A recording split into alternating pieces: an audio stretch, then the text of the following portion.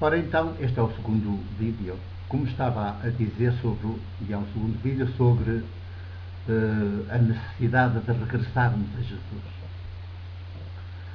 Portanto, não é Jesus quem tem de vir, somos nós que temos de regressar a Jesus, porque Jesus está aí. Regressarmos agora no sentido de o acolhermos, de nos abrirmos a Ele, ao seu Espírito, ao seu projeto, de o fazermos nosso, de sermos, na nossa simplicidade e pequenez, na nossa fragilidade, de sermos hoje e aqui outros Jesus. Tá? É isso.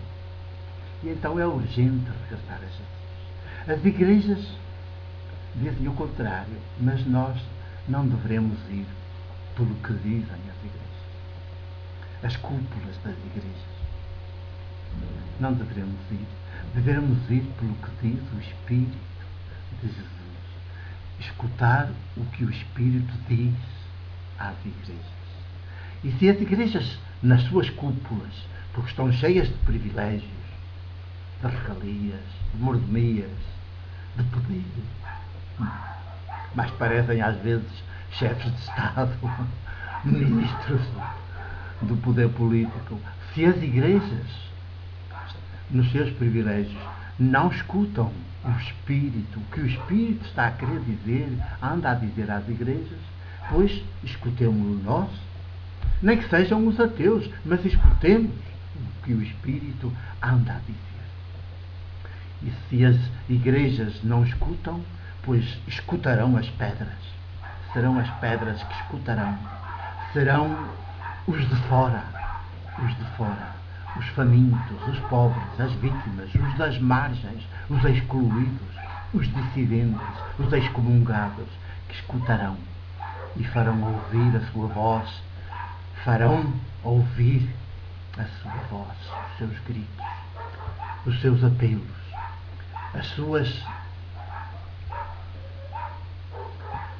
angústias. Vamos lá. Pois então, temos de regressar a Jesus, ao seu Espírito. Temos de lhe dar a oportunidade neste século XXI. E sabem, Jesus tem de ser resgatado das mãos do clero, das mãos dos pastores das igrejas. Tem de ser resgatado, porque ele está ali sequestrado. E é preciso que surja com toda a sua capacidade maiútica. E essa capacidade maiútica, que é o seu Espírito, há de tornar-nos a nós também plenamente humanas e protagonistas da história.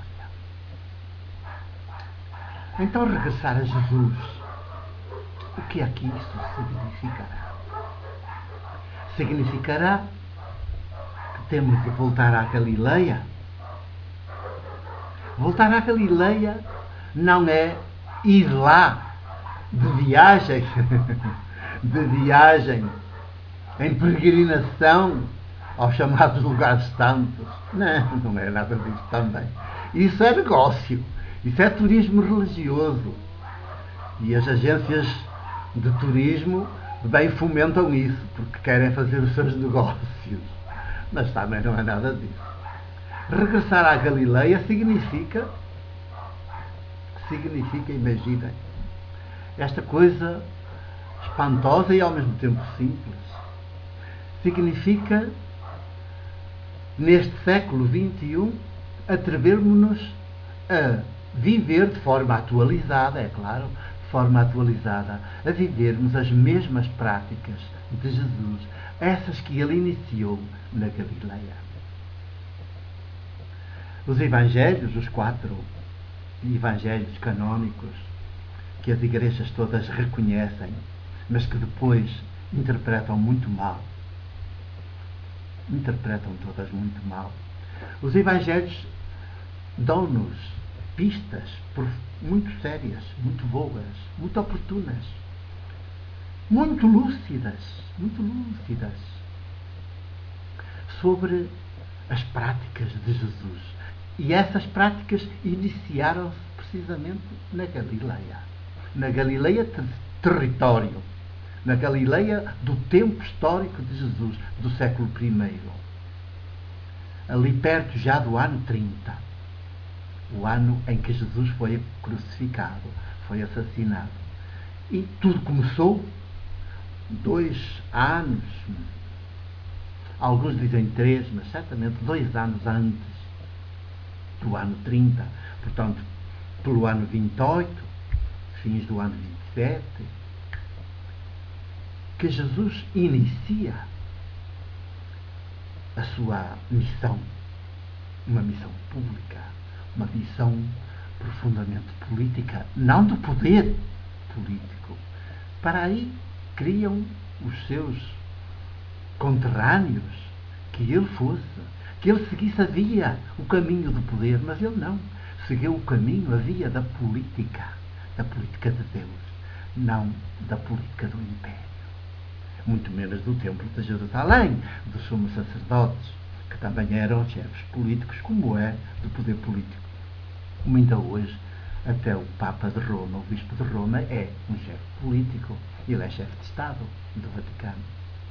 E quando vai a qualquer país, até é recebido nessa condição de chefe de Estado.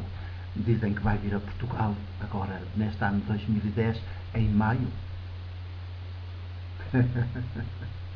Em maio. E vem, sabem, a convite de quem? Pensam que foi a Conferência Episcopal que o convidou para vir?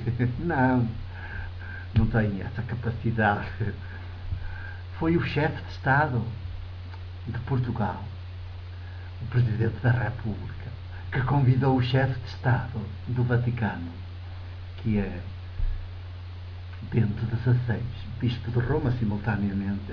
Estas coisas são absurdas, mas é assim. Que convidou. E ele disse que sim e veio. Depois da Conferência Episcopal é que ficou a saber que em maio ia ter aqui o Bispo de Roma, que acumula nesse lugar, está assim determinado na Igreja Católica, que o Bispo de Roma é simultaneamente o grande servidor, deveria ser servidor, não poder, o servidor de toda a Igreja, o coordenador, o animador, aquele que faz a unidade na diferença, na variedade, na multiplicidade de igrejas, faz a unidade da Igreja, na multiplicidade das igrejas locais. Pois é. E então, Jesus iniciou a sua missão política, não a sua missão de poder político. Não tinha de ter exército, tinha de ter assim, esses poderes, essas coisas todas que os poderosos têm. E Jesus não, sempre desarmado, e começou com as suas práticas maiúsculas. E nós precisamos regressar a Jesus, significa, antes de mais, regressarmos às suas práticas iniciadas na Galileia. Olha que foram práticas muito subversivas, muito subversivas. Vamos procurar ler, acompanhar os Evangelhos, as narrativas evangélicas das 4, e vamos perceber como é que se contam estas ações, estas práticas que são maiúticas, e como elas são politicamente subversivas.